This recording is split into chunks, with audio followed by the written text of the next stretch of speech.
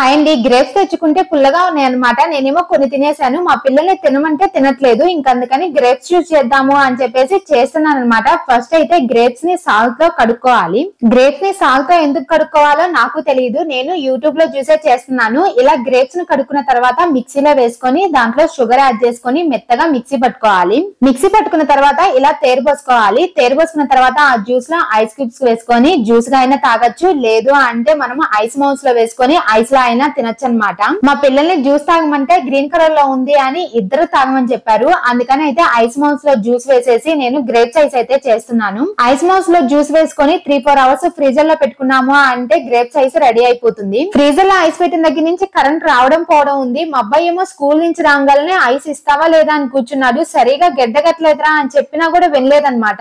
ఇంకా అలాగే ఇచ్చేస్తే పుల్లకి పుల్ల ఐస్ కైస్ వచ్చేసింది. ఇంకా మా వాడేమో గ్లాస్ లో వేసుకొని తింటున్నాడు. వీడియో నచ్చితే లైక్ చేయండి. Bye bye.